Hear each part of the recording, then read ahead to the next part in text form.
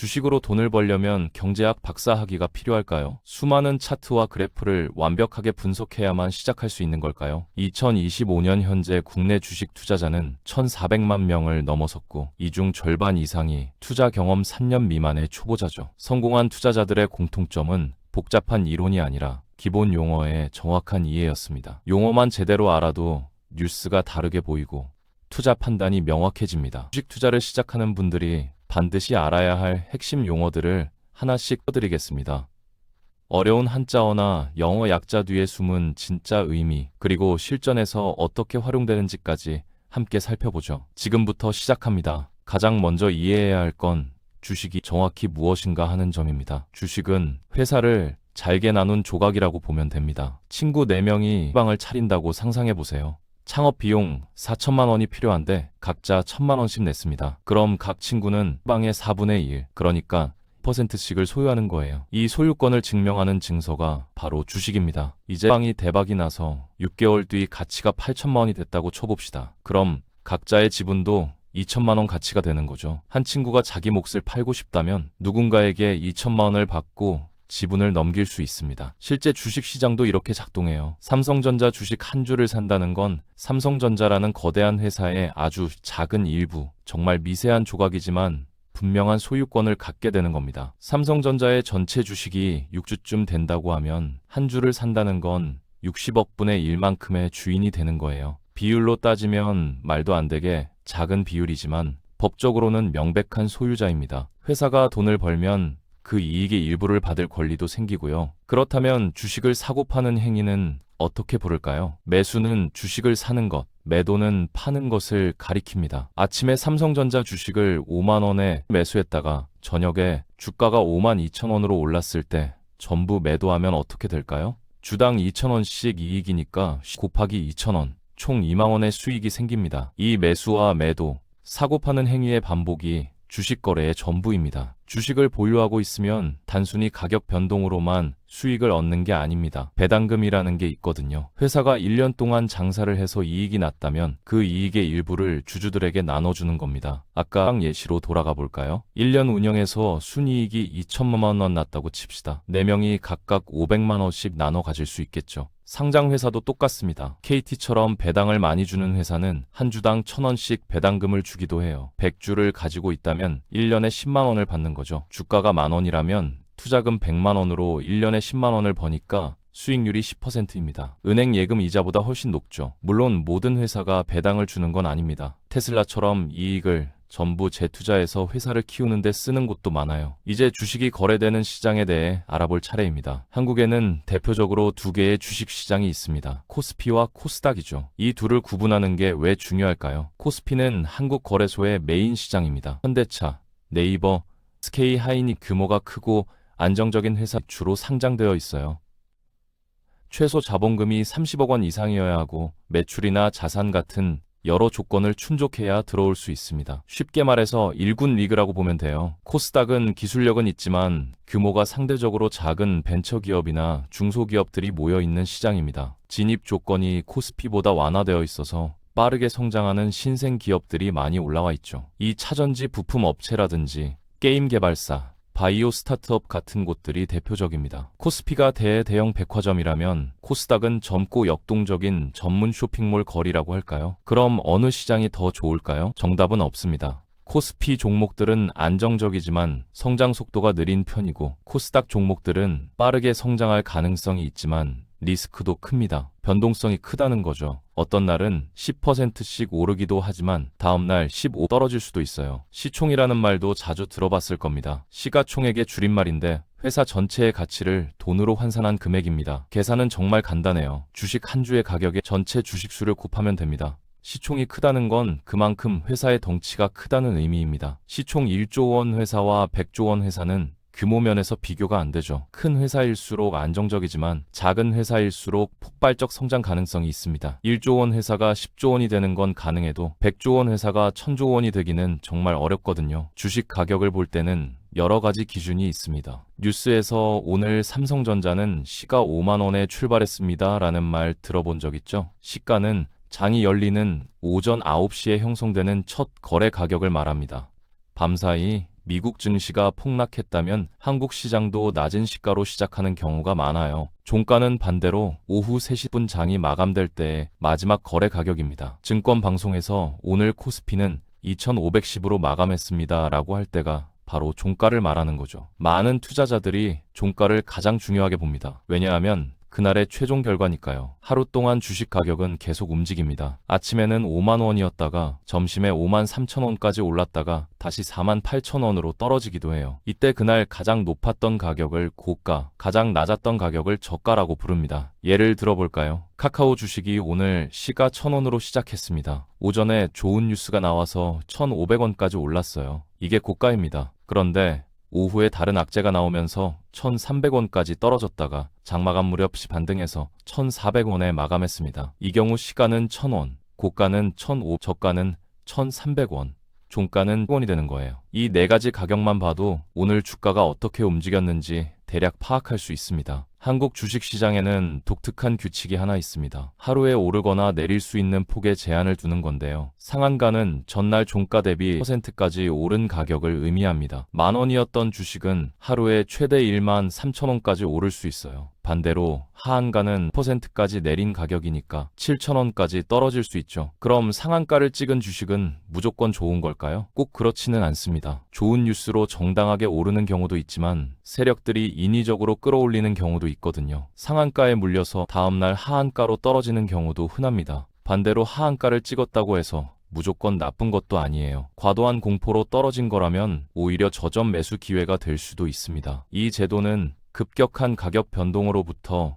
투자자를 보호하기 위해 만들어졌습니다. 미국 시장은 이런 제한이 없어서 하루에 %씩 폭락하는 일도 벌어지거든요. 좋은 면도 나쁜 면도 있는데 한국 투자자 입장에서는 최소한의 안전장치가 있다고 볼 수 있죠. 실제로 주식을 사고 팔 때는 어떤 과정을 거칠까요? 증권사 앱을 열어보면 호가창이라는 게 보입니다. 처음 보면 빨간 숫자와 파란 숫자가 가득한 복잡한 화면인데 사실 원리는 단순해요. 호가창은 지금 이 순간 사려는 사람들과 팔려는 사람들이 제시한 가격을 실시간으로 보여주는 화면입니다. 위쪽에 빨간색으로 표시된 건 매도 호가예요. 이 가격에 팔겠다고 내놓은 거죠. 아래쪽에 파란색으로 나온 건 매수 호가고요. 이 가격에 사겠다는 뜻입니다. 주문은 거래 신청을 넣는 행위를 말합니다. 삼성전자를 5만 원에 10주 사겠습니다. 라고 증권사 시스템에 신청하는 거예요. 주문에는 두 가지 방식이 있습니다. 지정가 주문은 내가 원하는 정확한 가격을 지정하는 겁니다. 5만 원에만 사겠다는 거죠. 시장가 주문은 지금 당장 살 수 있는 가격이면 얼마든지 상관없다는 뜻이고요. 체결은 그 주문이 실제로 성사되는 걸 의미합니다. 내가 5만 원에 사겠다고 했는데 누군가 5만 원에 팔겠다고 하면 둘의 주문이 체결되어 거래가 완료되는 거예요. 체결이 되면 내 계좌에 주식이 들어오고 파는 사람 계좌에서는 주식이 나가면서 돈이 들어옵니다. 가끔 주문을 넣었는데 체결이 안 되는 경우가 있습니다. 5만 원에 사겠다고 했는데 파는 사람이 5만 500원 이상만 받겠다고 하면 거래가 안 이루어지는 거죠. 이럴 때는 가격을 올리거나 주가가 내려올 때까지 기다려야 합니다. 거래량은 하루 동안 얼마나 많은 주식이 오가느냐를 보여주는 수치입니다. 삼성전자의 오늘 거래량이 1,000만 주라면 1,000만 주가 사고 팔렸다는 뜻이에요. 그건 그만큼 그 주식에 대한 관심이 높다는 의미입니다.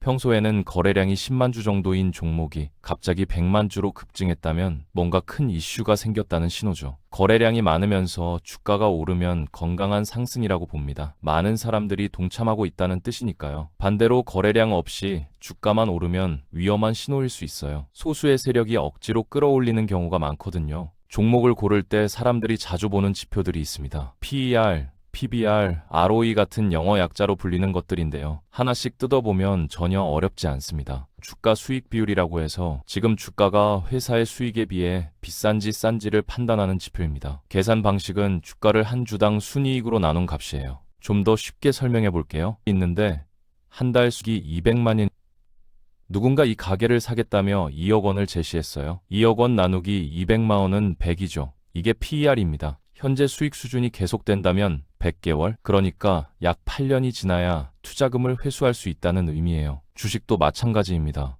주가가 10,000원인데 작년에 회사가 한 주당 1,000원을 벌었다면 PER은 됩니다. 10년이면 투자금을 회수할 수 있다는 계산이죠. 같은 업종에서 A회 PER이 10이고 B회 PER이 50이라면 A회사가 상대적으로 저평가되어 있다고 볼 수 있습니다. 물론 B회사가 앞으로 엄청 성장할 가능성이 있다면 PER 5 정당화될 수 있어요. 2025년 11월 기준으로 코스피 평균 PER은 정도입니다. 삼성전자는 15배, 네이버는 20배 수준이고요. 업종마다 적정 PER이 다르기 때문에 같은 업종 내에서 비교하는 게 중요합니다. PBR은 주가 순자산 비율로 회사가 가진 순자산 대비 주가가 얼마나 되는지를 보여줍니다. 순자산이 뭐냐고요? 회사가 망해서 모든 자산을 팔고 빚을 다 갚은 뒤 남는 돈입니다. 예를 들어 볼게요. 한 회사가 건물 50억 원, 현금 30억 원, 재고 20억 원으로 총 자산이 100억 원입니다. 그런데 은행 빚이 40억 원 있어요. 순자산은 100억 원 빼기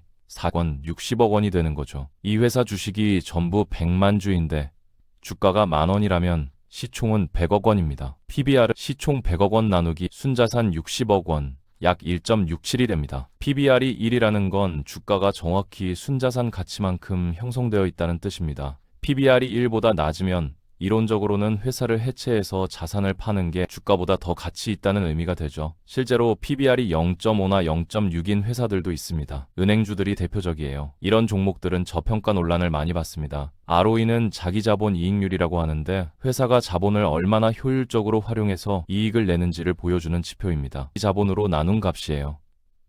쉽게 비유하면 이렇습니다. 만 원을 투자해서 장사를 시작했는데 1년 뒤 순이익이 20만 원 났어요. 20만 원 나누기 100만 원, ROE는 D입니다. 같은 만 원으로 A는 20만 원을 벌고 B는 5만 원을 버는데 당연히 A가 돈을 더 잘 버는 거죠. ROE가 높을수록 효율적으로 돈을 잘 버는 회사라고 볼 수 있습니다. 워런 버핏 같은 유명 투자자들도 ROE를 매우 중요하게 봅니다. ROE 이상이면 우량 기업으로 평가받는 편이에요. 삼성전자의 ROE는 10% 정도이고 카카오는 5%, 네이버는 10% 수준입니다. 이 세 가지 지표를 함께 보면 종목 분석이 훨씬 입체적으로 됩니다. PER이 낮고 PB가 낮은데 ROE가 높다면 저평가된 좋은 종목일 가능성이 큽니다. 반대로 PER은 엄청 높은데 ROE가 낮다면 과대평가되었을 수 있죠. 차트를 볼 때 빠지지 않고 등장하는 선이 있습니다. 바로 이동평균선, 줄여서 이평선이라고 부르는 거예요. 일정 기간 동안의 평균 주가를 선으로 이은 겁니다. 5일 이평선이라면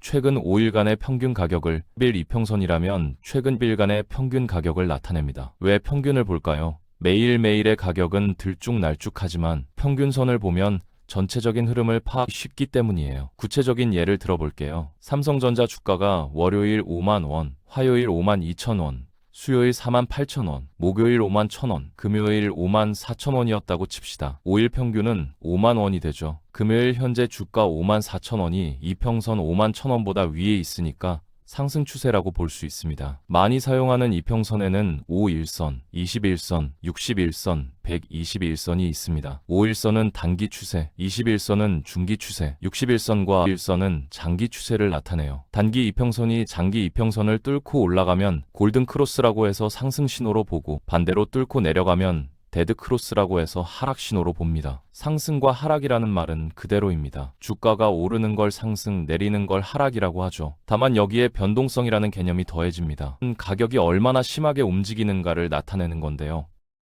매일 0.5% 천천히 꾸준히 오릅니다. B주식은 어떤 날은 10% 급등하고 다음 날은 팔폭락해요. 일주일 뒤 둘 다 올랐다면 수익은 같지만 B주식이 변동성이 훨씬 큽니다. 변동성이 크면 큰 수익을 낼 기회도 있지만 손실 위험도 그만큼 커지는 거죠. 코스닥 종목들이 코스피보다 변동성이 큰 편입니다. 하루에 10%씩 오르락 내리락 하는 게 일상이에요. 반면 삼성전자 같은 대형주는 변동성이 상대적으로 작습니다. 하루에 1%만 움직여도 큰 변동으로 보죠. 요즘 많이 듣는 ETF라는 상품도 있습니다. 상장 지수 펀드라고 하는데 여러 종목을 묶어서 만든 바구니 상품이라고 보면 됩니다. 개별 주식을 고르기 어렵거나 여러 종목에 나눠서 투자하고 싶을 때 아주 유용해요. 예를 들어 코스피 ETF라는 게 있습니다. 이걸 하나만 사면 코스피 대표 200개 기업에 동시에 분산 투자하는 효과가 납니다. 삼성전자, 현대차, SK하이닉스, 네이버 등등 개 회사에 한 번에 투자하는 거예요. 종목 하나하나 고를 필요 없이 시장 전체를 사는 겁니다.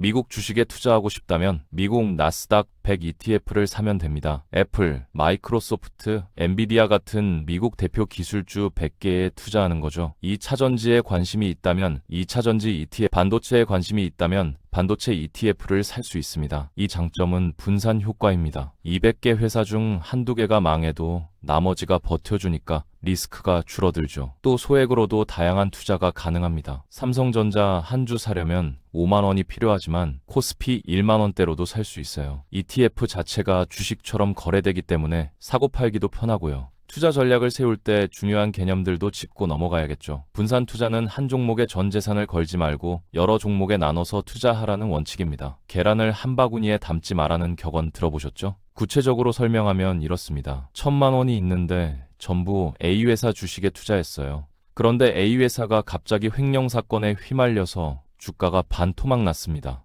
500만 원 손실이 나는 거죠. 하지만 A회사, B회사, C회사, D회 각각 250만 원씩 나눠서 투자했다면 A회사가 반토막 나도 손실은 125만 원에 그칩니다. 나머지 3회사가 버텨주니까요. 일반적으로 5개에서 10개 종목에 나눠서 투자하는 걸 권장합니다. 너무 많으면 관리가 안 되고 너무 적으면 분산 효과가 떨어져요. 업종도 다르게 가져가는 게 좋습니다. 반도체, 자동차, 은행, 제약 이런 식으로요. 한 업종이 통째로 흔들려도 다른 업종이 방어해주는 효과가 있거든요. 손절과 익절은 투자자들이 가장 어려워하는 결정입니다. 손절은 손실을 확정하고 주식을 파는 것, 익절은 이익을 확정하고 파는 걸 말합니다. 손절 예시를 들어볼게요. 100만 원의 주식을 샀는데 90만 원으로 떨어졌습니다. 이때 두 가지 선택지가 있어요. 조금만 기다리면 오르겠지 하며 버티거나 더 떨어지기 전에 팔자 하며 손절하거나 버티다가 70만 원, 50만 원으로 계속 떨어지는 경우가 정말 많습니다. 그래서 미리 손절 라인을 정해두는 게 중요해요. 예를 들어 10 손해나면 무조건 판다는 원칙을 세워두는 겁니다. 100만 원에 샀으면 90만 원이 되는 순간 자동으로 매도하는 거죠. 감정을 배제하고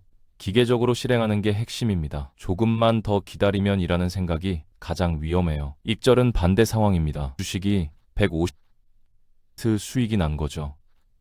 이때 더 오를 것 같은데 하고 욕심을 부리다가 다시 100만 원으로 떨어지는 경우가 많습니다. 그래서 목표 수익률을 정해두고 그 지점에 도달하면 과감하게 파는 겁니다. 20% 수익 나면 반은 팔고 반은 더 가져간다.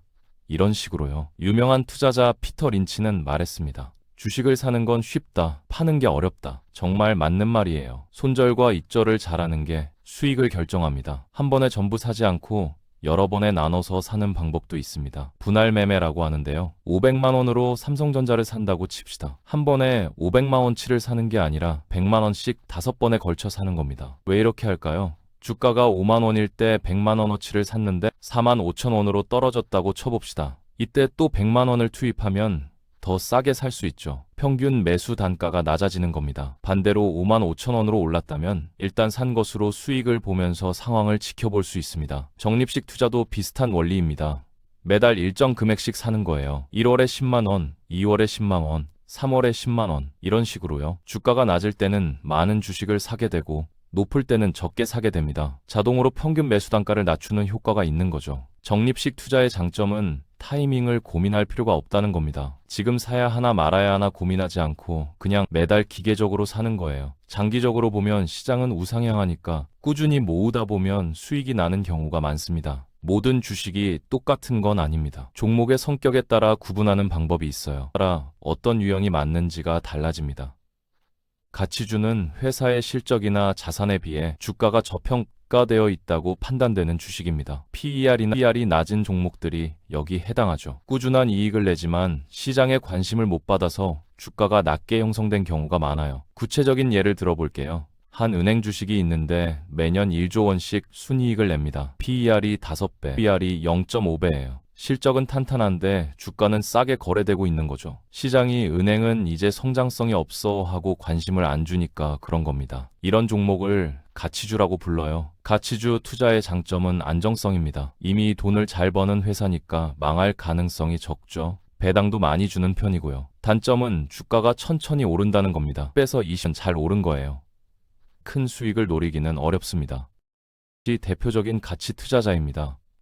싸게 사서 기다리면 언젠가 제값을 받는다는 철학이죠. 2015년 기준으로 국내 가치주로는 은행주들, 정유주, 일부 통신주 같은 게 있습니다. 성장주는 아직 이익이 많지 않더라도 앞으로 크게 성장할 가능성이 있는 회사의 주식입니다. 신기술을 가진 벤처기업이나 새로운 사업 분야의 기업들이 여기 속하죠. 예를 들어 볼게요. 이 차전지 부품을 만드는 중소기업이 있습니다. 작년에는 200억 원 적자를 봤어요. 그런데 전기차 시장이 폭발적으로 커지면서 이 회사 기술이 주목받고 있습니다. 3년 뒤에는 1000억 원 이익을 낼 거라는 전망이 나오죠. PER로 따지면 마이너스거나 무한대입니다. 현재 이익이 없으니까요. 하지만 미래 가치를 보고 투자하는 게 성장주예요. 성장주의 장점은 폭발적인 수익 가능성입니다. 10배, 20배 오르는 경우도 있어요. 테슬라가 대표적이죠. 2020년에 샀다면 몇 년 만에 10배 이상 수익을 볼 수 있었습니다. 단점은 리스크가 크다는 겁니다. 기대만큼 성장 못하면 주가가 반토막,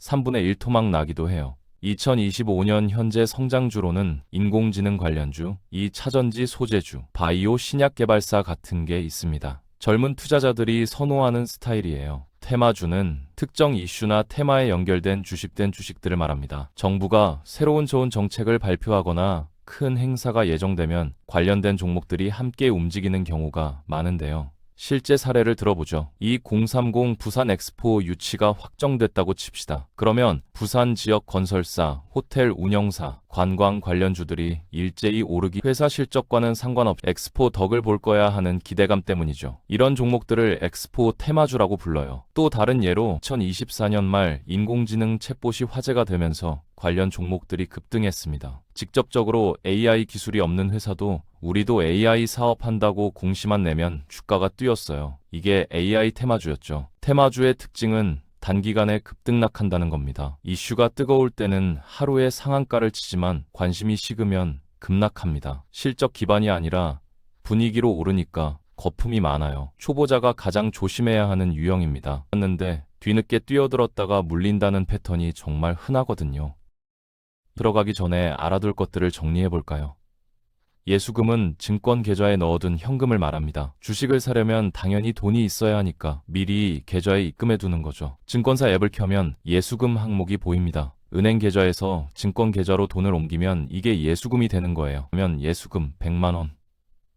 여기서 50만원어치 주식을 사면 예수금은 50만원으로 줄어들죠. 주식을 팔면 다시 예수금으로 돌아옵니다. 예수금에는 이자가 붙기도 합니다. 요즘은 연 이트 수준이에요. 은행 예금보다는 조금 낮지만 그냥 놀리는 돈이 이자를 준다는 건 나쁘지 않죠. 증권사마다 조금씩 다르니까 비교해보는 것도 좋습니다. 세금을 아끼는 방법도 알아둬야 합니다. 계좌라는 게 있는데요. 개인 종합자산관리 계좌의 영문 약자입니다. 이 계좌로 투자하면 일정 금액까지 수익에 대한 세금을 면제해주거나 줄여줘요. 구체적으로 설명하면 이렇습니다. 일반 계좌에서 국내 주식 매매 차익은 비과세입니다. 하지만 해외 주식이나 펀드, 채권 같은 걸로 돈을 벌면 금융소득세 %를 내야 해요. 200만원 벌었으면 약 30만원을 세금으로 내는 거죠. 계좌를 쓰면 어떻게 될까요? 연간 수익 200만원까지는 세금이 완전히 면제됩니다. 200만원을 넘는 부분도 세율이 들고요. 서민형 ISA는 면제 한도가 400만원까지 올라갑니다. 장기 투자를 계획한다면 ISA 만들어두는 게 절대적으로 유리해요. 단 ISA 계좌에는 조건이 있습니다. 3년 이상 유지해야 세금 혜택을 받을 수 있어요. 중간에 해지하면 혜택이 사라집니다. 또 1년에 2천만원까지만 입금할 수 있죠. 그래도 장기 투자자라면 무조건 활용하는 게 좋습니다. 마지막으로 공시라는 게 있습니다. 상장 회사들은 중요한 사항이 생기면 의무적으로 투자자들에게 알려야 하는데 이걸 공시라고 합니다. 어떤 내용들이 공시될까요? 실적 발표가 대표적입니다. 분기마다 매출이 얼마고 영업이익이 얼마인지 발표하죠. 예상보다 좋으면 주가가 오르고 나쁘면 떨어집니다. 유상증자 공시도 중요해요. 회사가 돈이 필요해서 새로운 주식을 발행한다는 건데 기존 주주 입장에서는 지분이 희석되니까 주가가 떨어지는 경우가 많습니다. 최대 주주가 바뀌었다는 공시도 나옵니다. 경영권이 넘어간다는 뜻이니까 회사의 방향이 바뀔 수 있죠. 주요 계약 체결 공시는 긍정적인 경우가 많아요. A 회사와 규모 계약 체결. 이런 공시가 나오면 주가가 급등하곤 합니다. 금융감독원 전자공시 시스템이라고 하는 사이트에 들어가면 모든 회사의 공시를 무료로 볼 수 있습니다. 증권사 앱에서도 확인 가능하고요. 무슨 일이 생기는지 파악하려면 정기적으로 확인하는 습관이 필요합니다. 그래서 뉴스를 보는 것처럼 투자 전 공시를 체크하는 게 일상이 되어야 해요. 이 회사가 갑자기 왜 올랐지?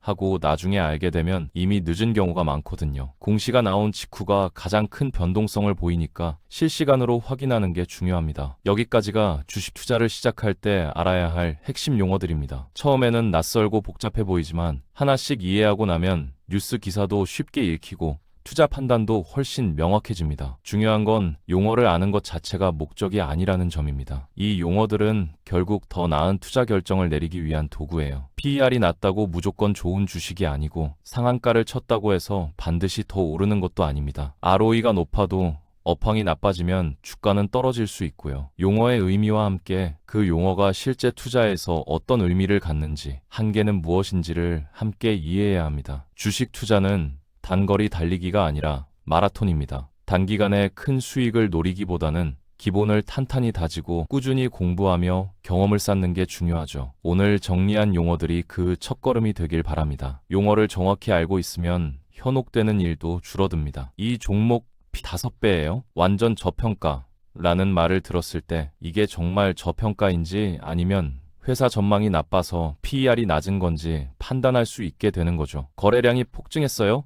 하면 이게 좋은 신호인지 세력이 빠져나가는 신호인지 구분할 수 있고요. 실전에서는 이론과 다른 상황도 많이 벌어집니다. PER 낮은 주식이 더 떨어지기도 하고 손절해야 할 것 같은 주식이 갑자기 반등하기도 해요. 하지만 기본 원칙을 지키는 사람이 장기적으로는 살아남습니다. 분산 투자로 리스크를 관리하고 손절 라인을 지키며 공시를 확인하고 자신이 투자한 회사를 이해하려고 노력하는 사람이요. 앞으로 증권 방송을 보거나 투자 커뮤니티 글을 읽을 때 이제는 무슨 말인지 이해할 수 있을 겁니다. 코스닥이 변동성 장세를 보이며 상한가와 하한가 종목이 동시에 증가했다는 뉴스를 보면 코스닥 시장이 요동치면서 극단적으로 오르거나 떨어지는 종목들이 많다는 걸 바로 알아차릴 수 있죠. 삼성전자 PER 12배, PBR 1.2배로 가치주 영역 진이라는 분석을 보면 삼성전자가 실적 대비 주가가 합리적인 수준으로 내려왔고 자산 가치와 비교해도 크게 비싸지 않다는 의미를 파악할 수 있습니다. 마지막으로 당부하고 싶은 건